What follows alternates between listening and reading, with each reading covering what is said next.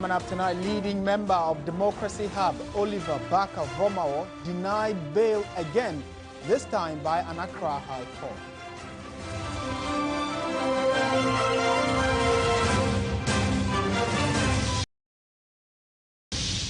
Coming up in business news, Finance Minister reveals uptake in foreign investors as Ghana's economy records positive growth in first half of 2024.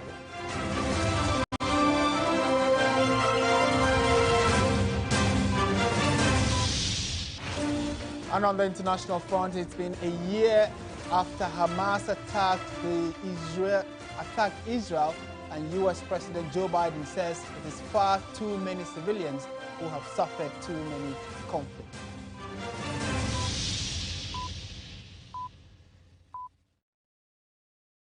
You have details of these stories and more. Be part of the show. Let's hear what your thoughts are on the many stories we have for you tonight.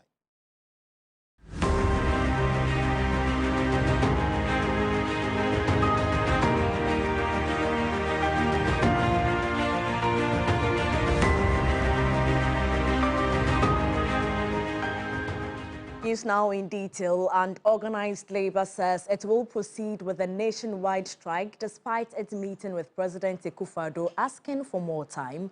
Spokesperson for organized labor Joshua Nsah says organized labor will not back down.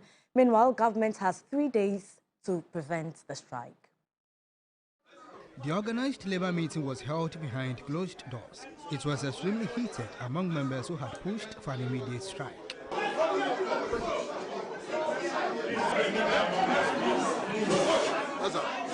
But the leadership insisted that it will proceed as stated by October 10.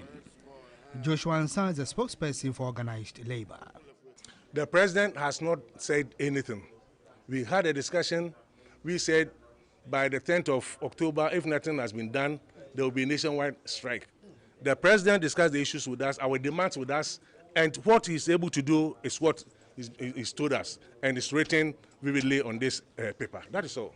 Other labor union leaders asked government and the President Akufo-Addo to announce the total ban before Thursday, October 10. All Ghanaians are solidly behind the campaign against Galamsey. And so he will enjoy the support of the entire country once he supports the fight against Galamsey by taking those necessary actions. And we are counting on him to do so. And we believe that he can and he must, do that to save lives and to save the future generation. We've sent series of notice to your outfit to the extent that we've had a committee with you headed by Honorable Kendapa, and it will wonder you to know that ever since we met them, we've not had any concrete decision. So we are saying that the government must come out to say something, and I believe when such a thing is done, it's going to help all of us.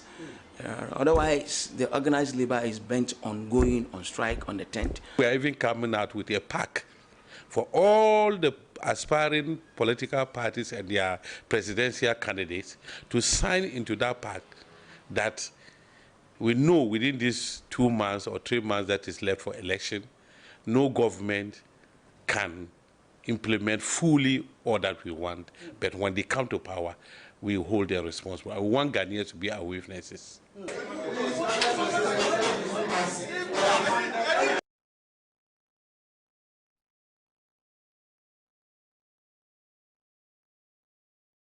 Right, so let's clearly, it looks as though what happened in that meeting was heated. We'll try and pick some of the key aspects of it and put it in better perspective, following the fact that it looks as though nationally all labor unions, and we'll let you know what labor, when you say organized labor, the individual companies or institutions that make up organized labor. We'll take you through that shortly. Before that, we'll also try and pick the thoughts of some of the key members on whether or not they were in full support, because information we gathered indicate that during the discussion, there were those amongst organized labor who disagreed with the fact that they should declare a nationwide strike from the 10th of October. When we do get some of our resource persons who put some of the questions to them. In the meantime, when you say organized labor, who exactly or what is the makeup of organized labor? We know that in the education sector alone, we have the Ghana National Association of Teachers, we have the National Association of Graduate Teachers, NAGRAT, the Coalition of Concerned Teachers, and then TEWU. These member groups make up, they are part of organized labor. Now, they are actually for the education front, and they are in excess of about 300,000 in total. So that's the education front. On the health front, we have the Ghana Medical Association, the Ghana Registered Nurses and Midwives Association, Health Service Workers Union, the Government Hospital Pharmacists Association, the Ghana Anesthetists Association, and they are, when you sum up all their members, there are about 30,000 who have all decided to strike. However, we've also gathered information that some members are standing down on this overall declaration of a strike. When it comes to the civil and public service, we know that we have the Civil and Local Government Staff Association, that is CLOCSAG. We have Public Service Workers Union, and when they have a combined total force of about 60,000. They have also decided to go on strike. Now, other sectors that make up organized labor, we have the Industrial and Commercial Workers Union, the Ghana Mine Workers Union, and mine workers, coincidentally, some of their members are also, you know, unfortunately known to be practicing or organized part of the mining activities in the country. We have the Construction and Building Material Workers Union, the General Agricultural Workers Union, the Ghana Private Road and Transport Union. And when you put all of them together, we are looking at about 100,000 when you come to the other sectors or other individual groupings that are part of organized labor. So in total, about 700,000 and more make up the organized labor. And they are saying that if government does not, first of all, declare a state of emergency, then they will be striking or going on strike on the 10th of October. We'll be dissecting this particular issue in detail in a bit when we do raise some of our resource persons who will be joining us shortly. Now, Accra is suffering from the devastating impact of illegal mining activities as the Wager Dam, which takes its source from the Dinso River, is now being polluted. The Wager Dam supplies potable water to an estimated 6 million people in Accra. Before we take the story, let me hand over to Martin. Right. Thank you, Portia. Now, so still on the issues of organized labor and their decision to go on strike, we have been joined by Professor Ransford Jampo, who is the president of the University Teachers Association of Ghana, the UG branch. So, Professor Jampo, good evening and thank you for your time. Hello, Prof. Can you hear me? Right, so we are trying to get a clear connection to Professor Ransford Jampo, who is the president of University of Ghana branch of UTAG. Prof, good evening. Thank you for your time. I hope that you can hear me. My first question would be, are all members of UTAG UG aligned with organized labor to go on strike on October 10?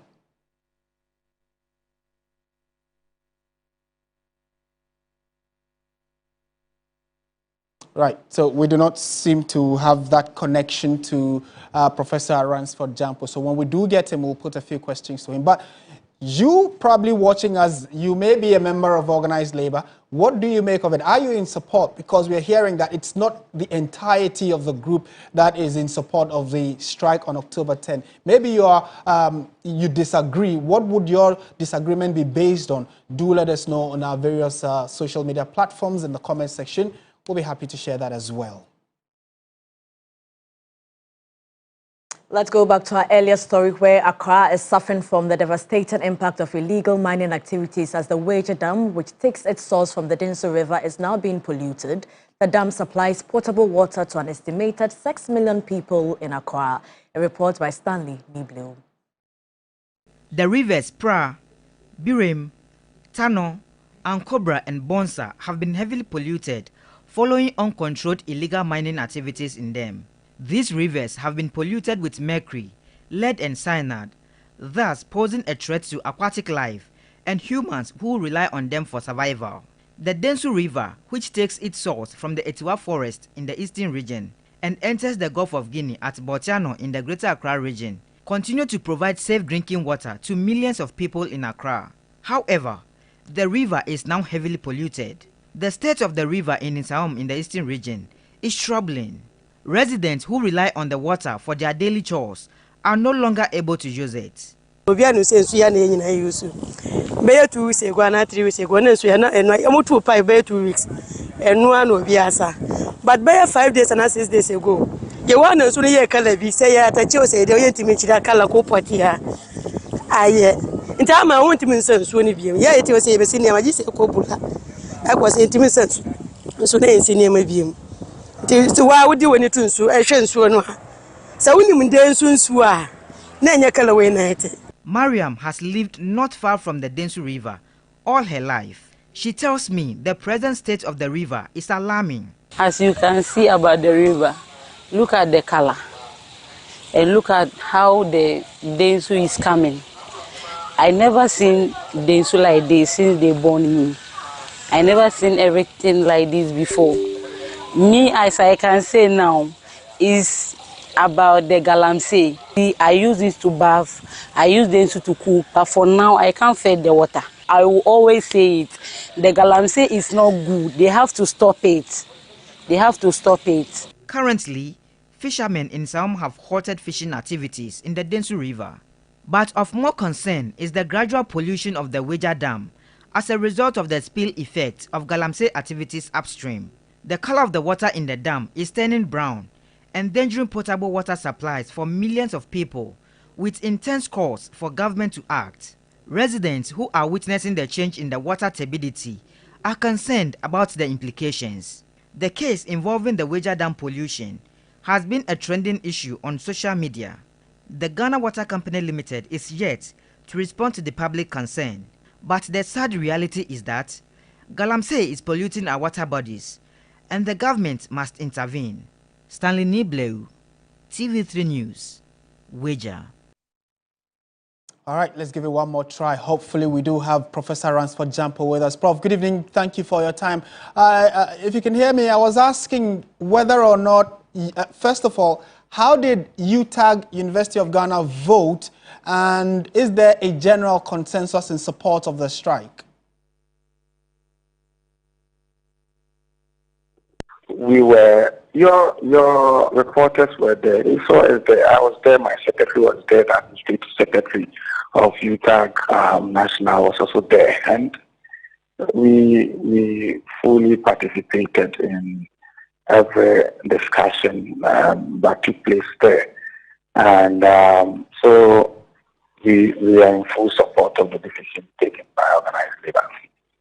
Right. We also heard that it is not all the members of organized labor that are in support. So we saw some disagreements during the meeting. Are you able to tell us what were some of the grounds for these disagreements? You were not there. When we were doing our deliberations and discussions, we asked you guys in the media to leave. And so I don't know the basis for this question, but you should know that one of every feature of a society is that there is always guaranteed disagreements. The day we would all think alike, society will crumble. There will be no society.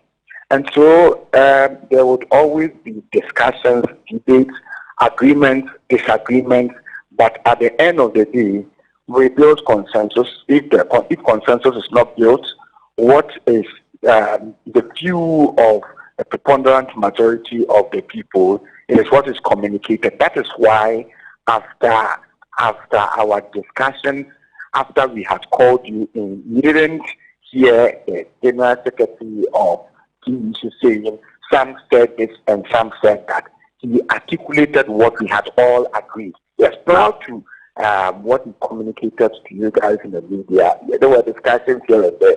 People by all means would have their own views as to how things should go. But at the end of the day, we try to build consensus, and what we all agree on is what is carried out to you guys in the media. And so what we all build consensus around was the fact that the notice of strike action effective term October is still in force.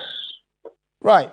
And so government has 3 days to respond or at least take some action, and key among the demands of organized labor will be that you want a state of emergency declared. If government does nothing up to the 10th of October, what should we expect in our universities the day after? Oh, you see, government made some proposals. Number one, government said it is going to collaborate with labor to fight galamsey. Number two, government said it is going to repeal the LI that enables people to go into our forest to mine and destroy it. Number three, government said it is going to ask the agent to partner chief justice to set up galamsey special courts to deal with galamsey matters. And these are some of the things that government said. But we felt that these things were without timelines. And we also believe that if government really wants to fight galamsey and there is political will, the first thing is for government to place a moratorium on all forms of mining so that we can have a national conversation on the way forward. But if you don't do this and you say some of these things without timeline, and we know clearly that even around the time that government was talking to us, mining licenses were being issued, it tells you that the government is not interested in really addressing the problem. It is interested in rather delaying or slowing down our resolve. And so organized labor believes that these things will not, what government has said, doesn't really address our concerns. And so we have said if between now and 10th, government decides to be proactive and do things that we all can feel palpably that, look, the government is committed to doing something. I'm sure organized labor will reconvene and review what has been done. But if nothing gets done, I think we've already issued our communication out there that effective 10th October, there's going to be a total shutdown of the public sector. All right. Professor Ransford Jampo, thank you for your time this evening. He is the president of the University of Ghana UTAG branch, and from all indications, he says if nothing happens, they do not hear anything concrete from government, by the 10th of October, all public universities will be experiencing a shutdown, and not just organized, not just UTAG that is, but other member groupings of organized labor are also taking action. It would interest you to know that GPRTU, for instance, is saying that there will be no public transport movement, so trotro, taxi, those unions are all going to be sitting down or striking on the 10th of October if nothing happens. Let's engage Angel Kabano, who is the national president, I beg your pardon, yes, he's the president of the National Association of Graduate Teachers. Mr. Kabano, good evening to you. Thank you for your time.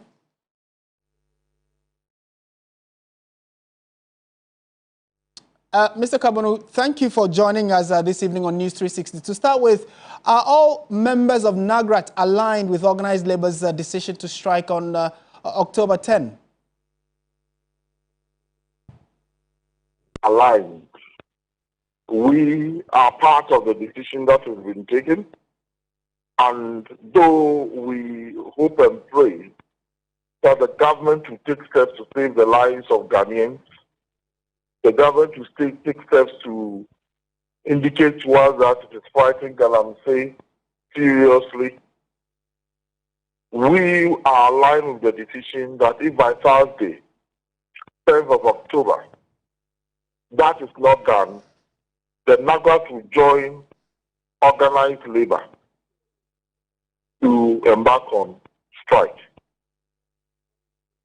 Okay, and Mr. Kabano, so we have just also been told that a number of the proposals organized labor wanted from government, some government says it is taking steps to address. One will be, for instance, the revocation of the license to mine in forest reserves, the setting up of courts that will address some of these galamsey or illegal mining issues. So these ones do not satisfy. Is it that the declaration of a state of emergency is the only key step you or organized labor is looking forward to before you can revise or review your decision? Well, in the first place, our call for declaration of a state of emergency is not over the whole country, but over the mining areas where the devastation is going on. But the state of emergency in these areas do not stand in isolation.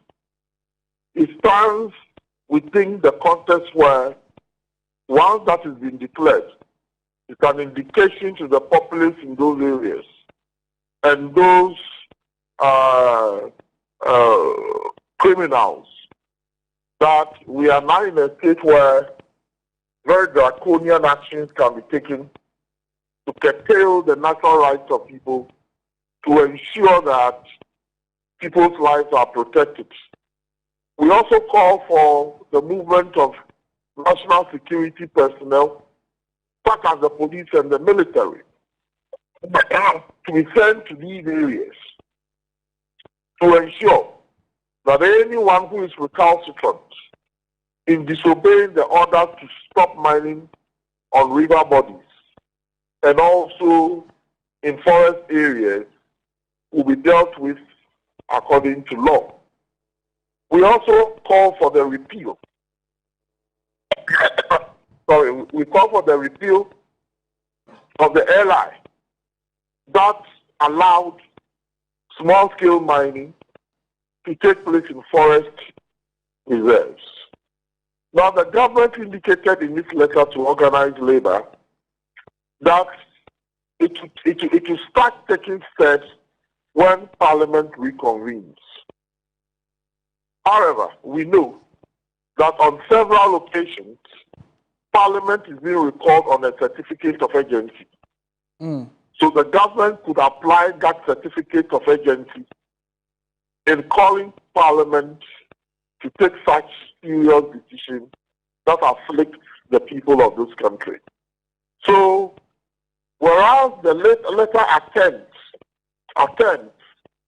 to answer some of our issues, we don't see the urgency and the seriousness that reflects the national desire and frustration of the Ghanaian people.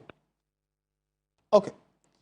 We are grateful for your time, Angel Kabonu. Certainly, in the coming days, we'll see, how all of this plays out, and we'll be engaging you further. Angel Kabonu, National President of the National Association of Graduate Teachers, NAGRAT. And I'm sure that many of you have also been sharing your thoughts. In fact, the last month and a half, many Ghanaians have been expressing their thoughts on how they expect government to act.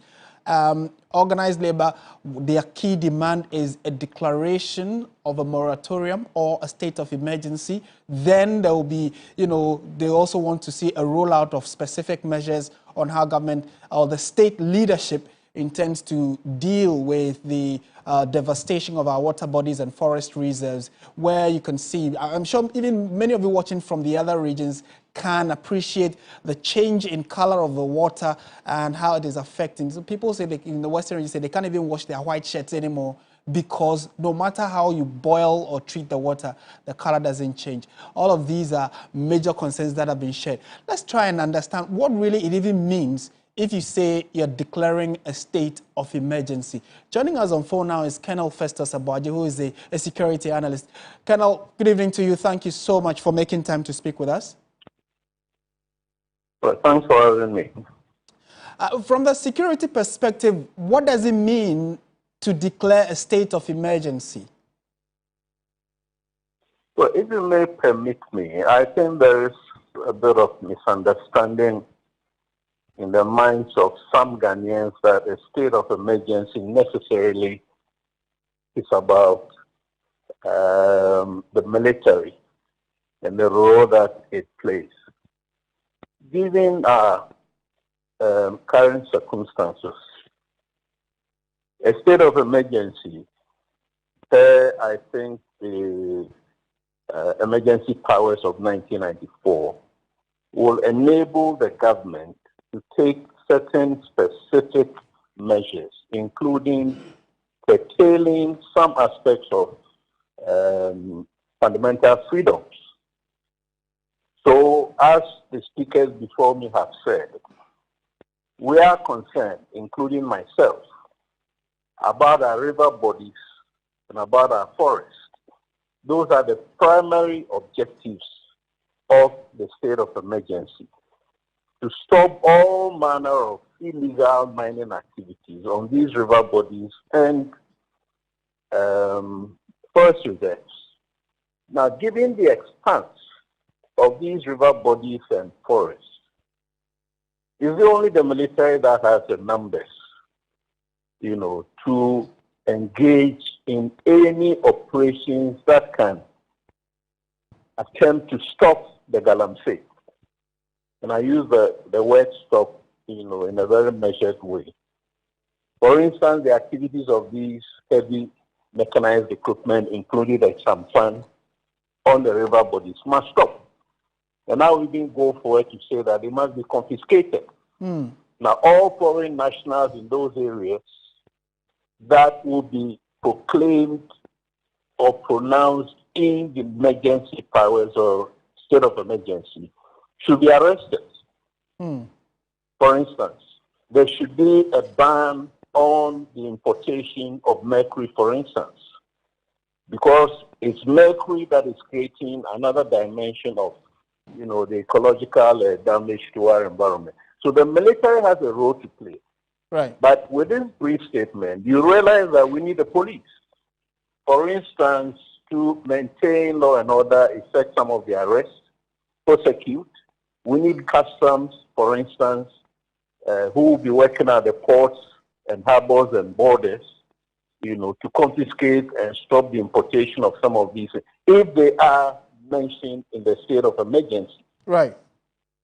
So it's more of a whole of a society approach, not necessarily the military. But let me end by saying that I've heard some persons also, including government, government spokespersons and so on, asking for a shoot-to-kill policy.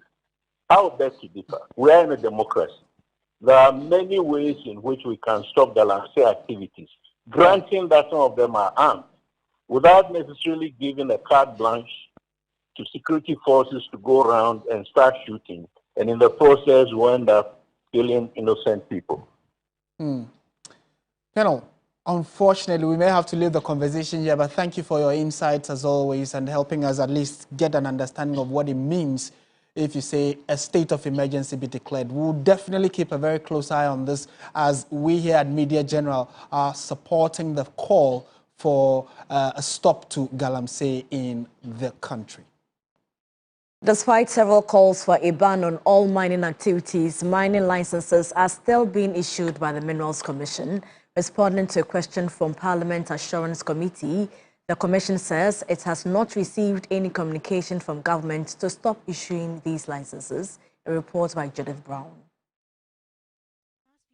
I've seen a myriad of demonstrations and protests by various sections of the public for a complete halt on all illegal mining activities. And while many have criticized government and the president for their silence on the matter, concerns have been raised about the supposed continuous issuance of mining licenses, even at such a critical period. Appearing before Parliament's Assurance Committee, CEO of the Minerals Commission, Martin Kwesi, explained the move is a result of a lack of government's directive to halt licensing. I have not received any instructions from government or minister to say, can you hold on? So, respectively, as I sit here and as we speak, my officers are online processing applications for small scale that have been received over the period, maybe today, last week, last year, because sometimes when applications come in, you have to check to see whether or not he meets all the criteria. For him, the continuous issuance of licenses will reduce the influx of illegal miners. When my minister took office in 2001, the first thing he told me was that, Martin, the delay in issuing licenses, it is what is creating the problem. So, cut the delays. What did we do? We went online. So what hitherto will take a year to now, even a week or two. They upload, we do the inspection, and then they go to on fees. When you don't give them the license, what they will do is that they'll go and do it illegally. Statistics from the Ghana Mining Repository, however, reveal a different situation.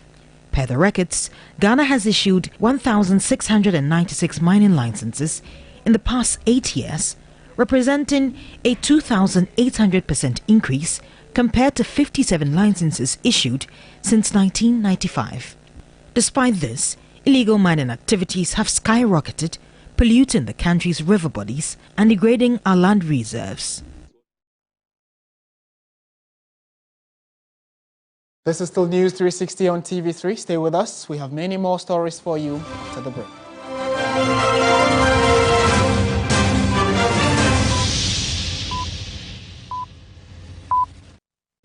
One bucket of Flamingo paint is equal to several buckets of any other paint brand on the market. Flamingo paint, superior durability, superior hiding, superior coverage. Flamingo paint, simply superior. You know, one bucket of Flamingo paint is equal to several buckets of any other paint brand on the market. Flamingo paint, superior durability, superior hiding, superior coverage. Flamingo paint, simply superior. I love President Charcoal. Why? When there are so many other charcoal toothpaste. That's both charcoal and lemon. Oh, does it? Yes. Look right here. Yes. Pepsodent Charcoal has 2 of nature's powerful whitening ingredients. With the power of activated charcoal and lemon essence, it removes stains and whitens teeth naturally. Convinced? Well, I am. Just look at your beautiful Pepsodent smiles. For naturally whiter teeth, Pepsodent Charcoal. Pepsodent.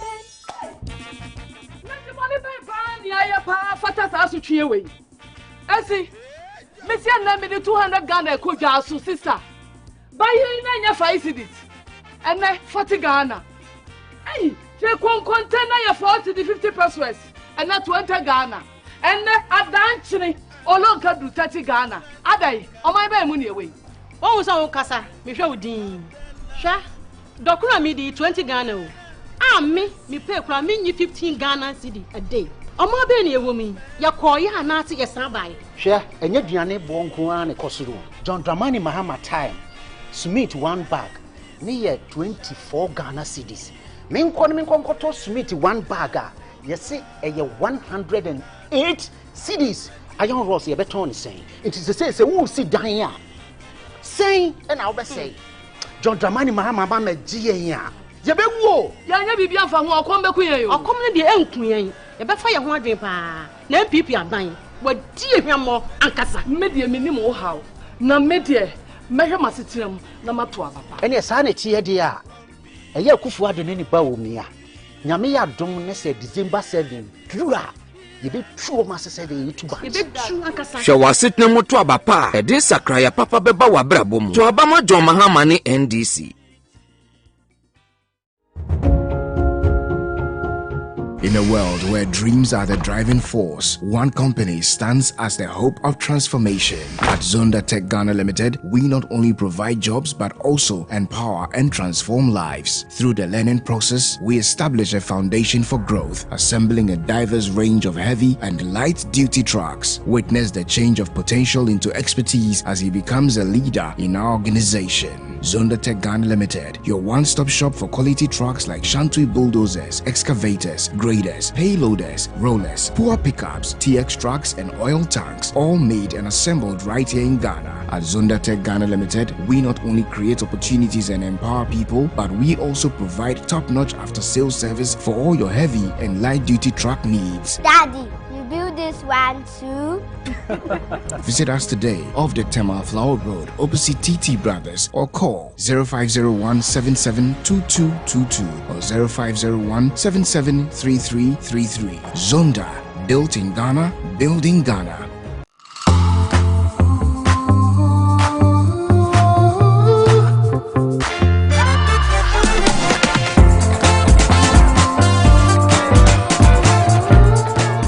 Choose big for a colorful back to school. Sanlam and Allianz is now Sanlam Allianz, Africa's largest insurer.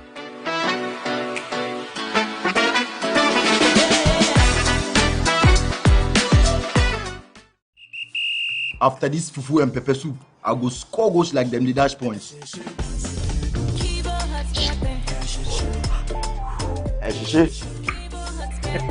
Kivo 100% natural hot pepper. Good for your jollof, stew, soup, shito, spaghetti, and noodles. Kivo hot pepper. Moko show. I'm a match winner, but the real champion is Kivo 100% natural hot pepper. Champion taste. This advert is FDA approved. Whenever you fly to space or take your first step as baby, Soft Care always stays with you. New Soft Care Space Series is rooted from space technology. Keeps you dry and comfortable for 12 hours long. Offers you the most effective protection during your space journey. Soft Care. Protect your leap. The business segment is brought to you by MTN. West Hills Ridge Property, Eden Heights.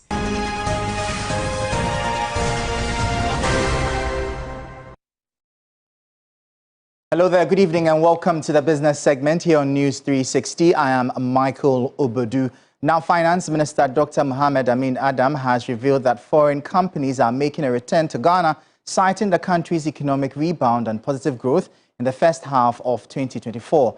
He emphasized that the improving economic conditions are restoring investor confidence and attracting foreign investments back into the country. Referencing figures from the Ghana Statistical Service, Finance Minister Dr. Mohamed Amin Adam stated that the economic growth for 2024 was exceeding expectations, prompting major analysts and keen observers to revise their projections upwards. Speaking at the second quarterly economic roundtable in Accra, he said the country's economic rebound is driving companies back after the recent exit of some multinationals due to the economic challenges. We were told that some companies left Ghana when the economy went down. But it is also important to note that companies are returning to Ghana because they see the economy is growing, the trajectory is positive, and hopefully they can partner with us to move the growth of the economy further. The finance minister has, however, called for continuous engagements to sustain the gains made so far. Everything that we do is what we teach here. But where we have an opportunity for academia and policymakers to sit face to face and have a discourse on how we can manage our economy, to transform our economy, to bring prosperity to our country, for me, is the surest way for us to take this country from where we are to another level of development. Now, the Electronic Money Issuers EMI Chamber of Ghana has expressed hope that political parties will not reintroduce the e-levy in any form if scrapped next year. Total mobile money transactions have already surged to approximately 1.7 trillion cedis by September this year, compared to about 1 trillion recorded by the end of 2023. Speaking at the launch of the chamber, its CEO, Engineer Dr. Kenneth Ashigbe, said the growth in mobile money transactions is a clear sign of the sector's potential, which should be supported and encouraged. When you're looking at the growth of mobile money, you need to discount a lot of things. You need to look at the fact that the depreciation of the cedi has happened, the inflation, you need to take that into consideration, because in the past, if you were going to send somebody 2 cedis to buy a ball of keke, now you have to send the person 5 cedis before the person would be able to buy the same size of ball of keke. So we need to factor that in. From the data we've looked at, the rate at which we are accelerating the growth of mobile money, if it had not been for e-levy, would have been even better than where we are. But be it as it may, we're sure that with all the conversations that have gone on with the various political parties about the issue of e-levy going off, it is important that the policymakers know that they don't then come back and introduce the e-levy in another way and put the burden on the operators. Old Mutual Ghana has recognized the outstanding contributions of its brokers at a special engagement event in Accra. Some 11 brokers were acknowledged for the vital role they have played in expanding the company's reach and customer base. Old Mutual recognized the instrumental role brokers play in driving business growth, rewarding top-performing brokers in sales growth, customer retention, and market penetration. The deputy head of distribution corporate emphasized the importance of engaging brokers for expert advice on all insurance needs, urging the public to leverage their expertise. We look at 2024 in perspective, and we realize that so far, as at end of Q3, some brokers have really been supportive to us in terms of premiums. And so the reward really was to say a thank you to these brokers, those who have supported us in the area of retention, and then those who have supported us in the area of new business. The chief executive reaffirmed Old Mutual's commitment to delivering innovative products that meet customer needs. People should really look up to us continuing to provide customer-centric and innovative solutions. This is what we've come to be known for in the market, and this is what we want to continue to be known for in the market. We are going to be seeing some very groundbreaking products and services over the next 12 months. Some brokers shared their experiences and appreciation for the recognition. I've been working with Old Mutual for quite a number of years, and the level of professionalism is actually commendable. I have really not had any issue when it comes to claims payments. Their premiums are quite good. We as brokers have had no regrets doing business with Old Mutual, and we thank them very much for that. And that'll be all for the business segment here on News 360. I am Michael Obodu. Up next is sports.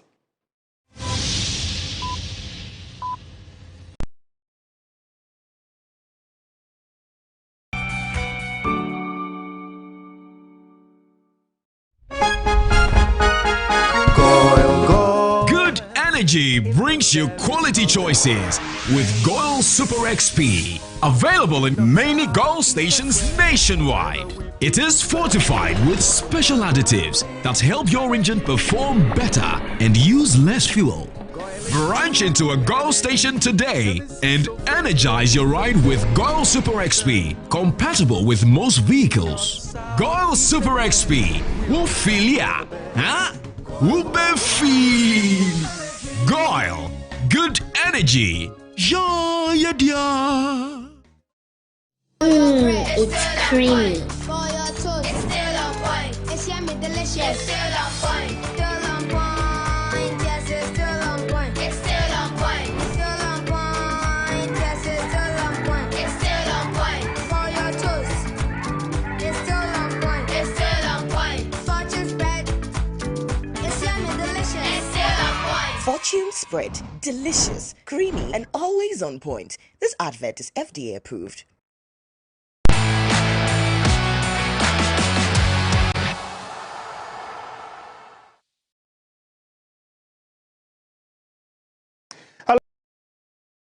Hello, good evening and welcome to the sports segment here on News 360 with me, Oreku Ampofo. 11 Black Stars players participated in the first training session early on Monday as the team looks to build up for the double-header against Sudan in the 2025 Africa Cup of Nations qualifier. My colleague Billy Shen watched the session at the Accra Sports Stadium and filed this report. Out of the 11 players who joined in for the first training session of the Black Stars included Mohamed Kudus, Abdul Fattah Isaaku, Jordan Ayew, the two locally based players, that is Isaac Affle of Samatex and Frederick Asare of Asante Kotoko. All of these players engaged in small-sided games and also some warm-up exercises to get acclimatized to the change in scenery ahead of that crucial encounter against Sudan. Now, Elisha Owusu has been speaking to the media and he's keen on that big matchup against James Kwesi Appiah, who is the head coach of Sudan. We know what we have to do. This game is very important to us.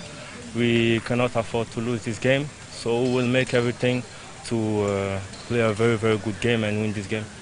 Now currently the background noise that is going on is an indication of some works which are still being done at the Accra Sports Stadium, especially at the VIP facility, the VIP area. There's still some major construction work that is being done to get the facility ready in the next 48 hours or so for that game against Sudan. The remaining 14 players are expected to join from Tuesday and train with the team on Tuesday and also Wednesday and do the final press conference ahead of that game against Sudan, which will take place on Thursday here at the Accra Sports Stadium, a venue that hasn't hosted a competitive Black Stars match since March 2021. Billy Shen for 3 Sports from the Accra Sports Stadium. Now let's cross over to the camp of Ghana's opponents, that's Sudan, because over the weekend, the Confederation of African Football asked Kwesi Appiah to step down from one of his roles due to a conflict of interest. The former Ghana coach was serving on the Executive Council of the Ghana Football Association and is also currently the head coach of Sudan.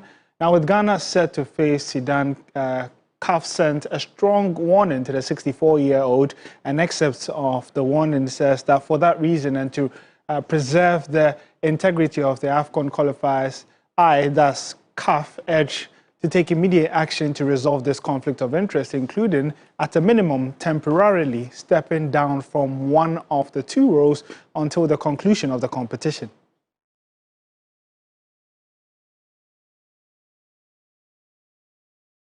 It goes on to say, I kindly request to provide CAF with a written confirmation and proof that you have taken the necessary steps to remedy the situation on or before Tuesday, October 8th.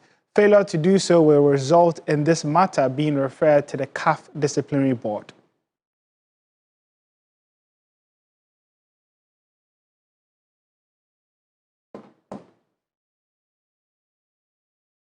Okay. And now what we do understand is that Kwesi Appiah chose to stay with Sudan and so would be in the dugout for the game, and he opted rather to leave his role as the GFA Executive Council member. Just a reminder of the timeline of this whole dilemma, and it started all the way back in 2023 where he was appointed as head coach of Sudan. Just a month later, he was then appointed as an Executive Council member of the GFA after the elections, and then October, CAF forced him to temporarily step down from one position due to the conflict of interest, and Kwesi Appiah responded by stepping down. And so the game can now officially take place on Thursday without any issues. You can follow our social media handles at 3SportsGH for more updates to that very important game at the Accra Sports Stadium. My name is Oreku Ampofo. Up next after the break is entertainment.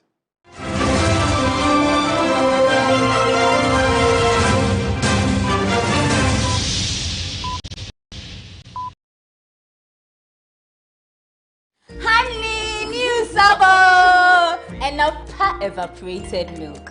Ooh. Tasty and creamy, right? So. And a pot milk, a well custard one, a fine. Nasa well Tom Brown no rice water muswa, a nice. Honey, trip now, but so with the and a pot mayonnaise. And a medaya salad, and a burger, fries, and a pot tasty ketchup. And a good side. Coffee jollof no so made the end of few long green rice. Oh, you are. Don't forget your favorite and a chocolate milk. Oh, more quite so. Honey, you are sorted.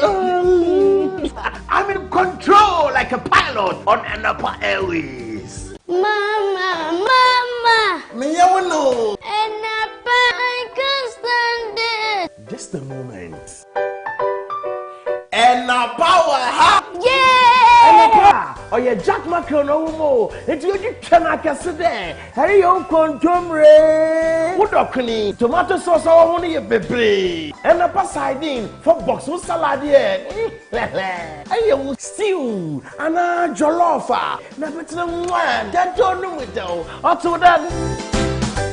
And the ball of ya, or meant to bunny a doa. You want a soy sauce, check for you, sir, or more tasty. And a big beans for the breakfast. Let's all a salad, or she, and a patuna. We can puffle. Let's all a salad, or taste good. And a pan on dairy creamer. For box, we so can see oats, na cremitino. You and a spaghetti. Talia Papa B. Mansunin Sijadu Re. Nafa and a spaghetti no gum. What and a Pataliano are you ready for what? On you with you. So I am a pa, no so In Krati, FDA appendo. How can we solve the unemployment crisis in Ghana? Yes, Massa. By using the formula 133. Can you expatiate? Say, this simply means 1 job, 3 shifts, 3 people. That is the Mahama 24-hour economy policy. Under this policy, businesses will be given tax incentives, cheaper electricity, financial support, and security support services to encourage them to work 24/7 by adopting 3 work shifts of 8 hours each. This will triple job opportunities in the country. This policy will boost production, increase productivity, and generate well-paying jobs in all participating businesses and public organizations. Excellent. The 24-hour policy will be a game changer. Vote for change. Vote for John Mahama and the NDC.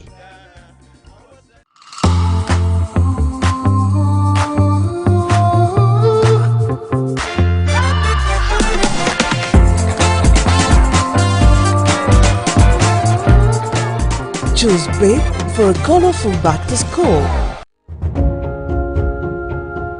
In a world where dreams are the driving force, one company stands as the hope of transformation. At Zonda Tech Ghana Limited, we not only provide jobs but also empower and transform lives. Through the learning process, we establish a foundation for growth, assembling a diverse range of heavy and light-duty trucks. Witness the change of potential into expertise as he becomes a leader in our organization. Zonda Tech Ghana Limited, your one-stop shop for quality trucks like Shantui bulldozers, excavators, graders, payloaders, rollers, poor pickups, TX trucks, and oil tanks, all made and assembled right here in Ghana. At Zonda Tech Ghana Limited, we not only create opportunities and empower people, but we also provide top-notch after-sales service for all your heavy and light-duty truck needs. Daddy, you build this one too?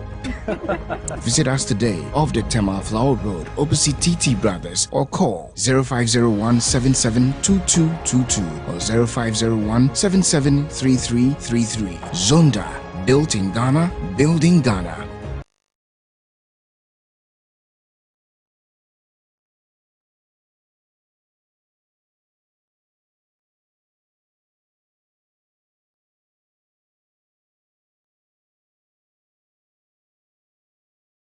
Entertainment news segment is brought to you by Napa Foods, Heaven Black Insecticide Spray and Coil. Powered by 3 Entertainment.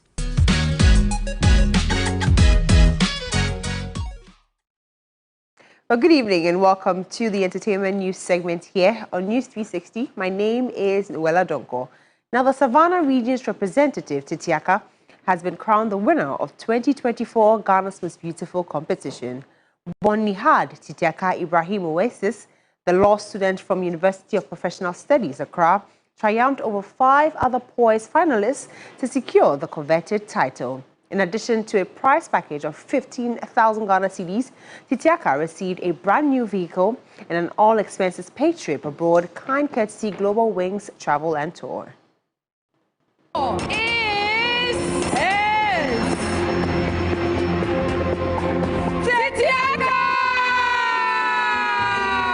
In a dazzling display of talent and passion, 6 spirited contestants, Makafui, Afriye, Pepra, Titiaka, Ira, and Namele, competed for the prestigious title of 2024 GMB Queen. During the final round, each contestant tackled pressing social and traditional issues, proposing thoughtful solutions. It is important to provide education and vocational training that will empower these girls to reclaim their futures and break free from the cycle of slavery. Ira, representing the Bono region, highlighted the dangers of illegal migration in the pursuit of a better life. Yes. Now let's go. We can prepare. I am taking you to the promised land. Make it. I will make it. And you will see. Meanwhile, Namele bravely addressed the discrimination faced by individuals with tribal marks, shedding light on an often overlooked issue. Who said that without such harmful tradition, that our identity is lost and thrown into the museum of history? However, it was Titiaka's powerful advocacy against the devastating impact of child marriage that captured the hearts of many during the first stage of the competition. And tomorrow, where the girls child is freed from the grip of child marriage, where her dreams will not be shattered. A tomorrow where education of the girl child will be prioritized and her limitless potentials unleashed. The event then moved to the crucial question and answer segment, a defining moment that tested the contestants' intellect and poise. Titiaka again shone brightly, delivering a response that earned her a resounding applause from the audience. We extend a helping hand to the younger generation as well to continue your legacy. Asankushu. Thank you. As the night culminated in the crowning moment, Titiaka emerged victorious, making history as the first contestant from her region to win the GMB crown. Titiaka is the first hijabi queen on GMB. Yes. And she's the first queen from the Savannah region. She led the voting chart closely, followed by Efriye from the Ashanti region. It means a lot for me. Making history, not alone, but with everyone out there that supported me. To my wonderful team and everyone, thank you so much. Ghana's Most Beautiful alone is a life-changing platform. And winning the crown on top is a transformational journey.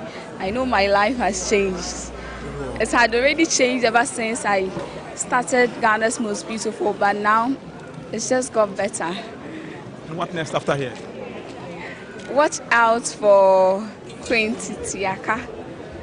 All the projects that I spoke about, we'll make sure we implement them together with my team. And it won't just be limited to just that. We are geared towards making a positive and lasting impact in our society, leaving a mark and leaving our footprints on the sands of time, inshallah. Congratulations, Titiaka. Congratulations once again going out to Titiaka. But that's it for the entertainment news segment here on News 360. My name is Noella Donko. Enjoy the rest of the evening. And that's how we bring the bulletin to an end. Thank you so much for watching. I am Martin Esiedudati. And I am Portia Gabodu. Join Alfredo Cancer at 10 p.m. for Ghana tonight. Have a great evening.